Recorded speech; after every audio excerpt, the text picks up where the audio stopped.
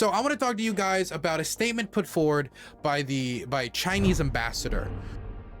China has taken the position on the war in Ukraine, the Russian invasion of Ukraine, that they are neutral, that they respect the sovereignty of Ukraine, and that they wish to see the hostilities end.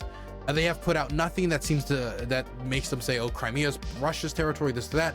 They seem to be advertising themselves as neutral. Now, there's been like a few small shipments captured of guns being sent over to Russia, and we are very suspicious of that, but nothing that's like, you know, a difference maker in the war. And China still says that they're going to be neutral and they're never going to send any weapons. And hopefully that continues to be the case. China has advertised itself as very neutral in the war, even if it hasn't necessarily acted that way for the entirety of the war. But that's the way it advertises itself, because it does not want to be it doesn't want to show its image on the international community that it's buttressing the invasion, and it also does not want to get itself too tied up with the Russian invasion of Ukraine when it has its own security issues in the Indo-Pacific theater. Now, a Chinese ambassador decided to maybe let his personal mask slip, or maybe the mask slip of the Chinese elite, who knows? We'll just assume it's his personal mask for now. We'll be hopeful about what he thinks of the war and how he views Ukrainian sovereignty. But not only Ukrainian sovereignty, his statement goes so far that it puts into question the sovereignty of every single post-Soviet state, which would include Estonia, Latvia, Lithuania, Romania, Hungary, Poland, Kazakhstan, Tajikistan, Armenia, Azerbaijan, like so many countries. Their sovereignty just gets thrown into the air. Moldova, so many countries. Bulgaria. Let's listen to what the Chinese ambassador had to say. China's ambassador to France, Liu Saye, as the Chinese ambassador to France. Forgot to say that. Of course. China's ambassador to France, Liu Saye, is under fire. In an interview with French television network LCI, Liu questioned the sovereignty of ex-Soviet states. Even these ex-Soviet Union countries do not have effective status under international law, because there's no international accord to cement their status as sovereign countries. The Baltic states, who were a part of the Soviet Union, condemned the Chinese ambassador's statements. The foreign minister of Estonia hit back on Twitter saying, "The comments by the Chinese representative on independent and sovereign states are false and a misinterpretation of history. Baltic states under international law have been sovereign since 1918, but were occupied for 50 years. Based on the fact that the Chinese ambassador to France has a history of very controversial comments, we don't know if this is simply his opinion. Some might say that this is a major shift in China's foreign policy. I don't think so.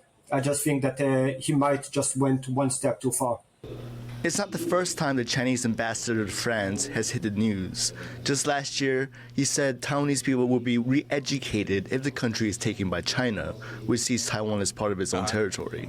In response to the statement about the former Soviet states, 80 delegates from the European Parliament have sent a letter to the French foreign minister requesting to censure the Chinese ambassador. And officials across Europe have asked China to clarify its stance. China's foreign ministry... Okay, so before we get to the foreign ministry statement, which we will get to in a moment, we have another document to talk about that. Let's talk about the statement in and of itself. So first off, that just quick tangent on the second thing he said, that they're going to re-educate the Taiwanese population. If your ideas were so good, why do you need to re-educate everybody to agree with them after forcibly invading the country that on average has a higher living standard than yours and has created a more prosperous society with also more civil liberties? So that's the first thing, putting that to the side. Now, back to the issue of all these countries' sovereignty.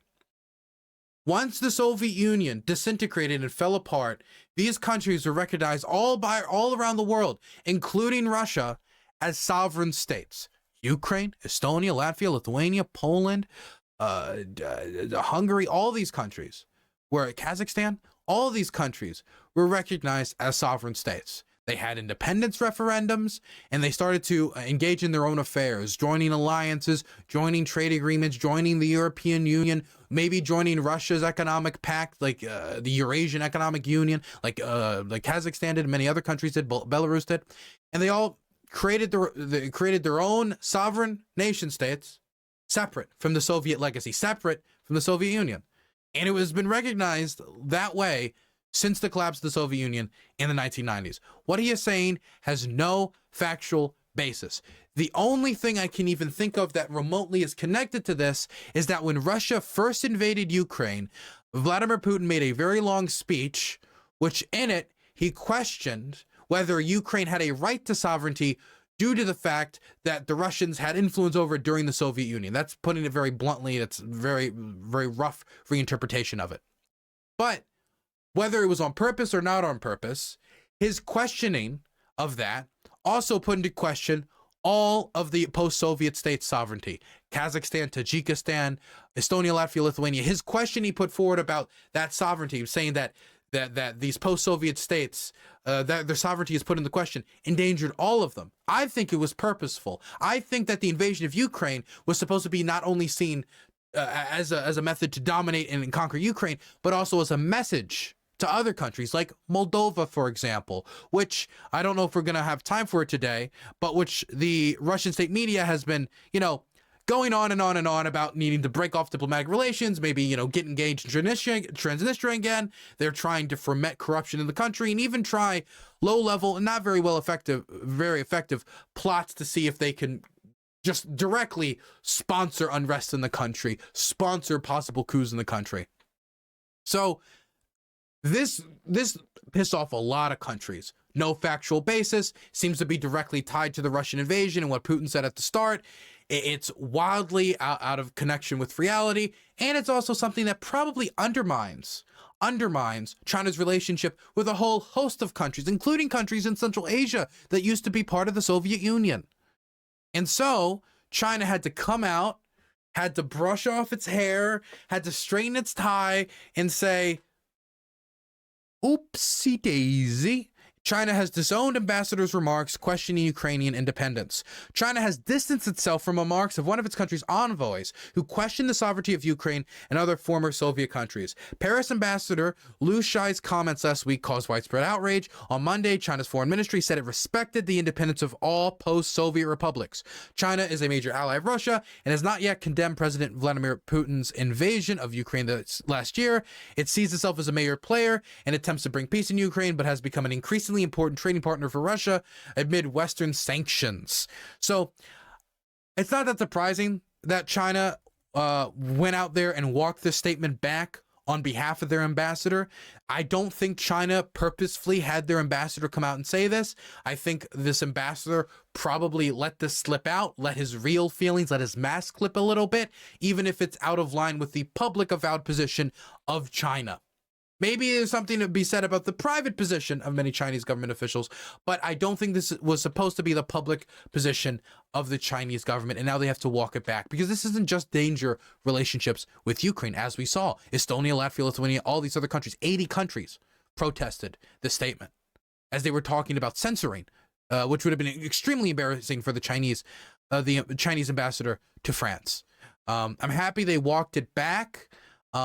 This is a pretty disgusting statement, doesn't really have any basis in reality, and I'm happy that the Chinese, I guess, took their public lashings over this.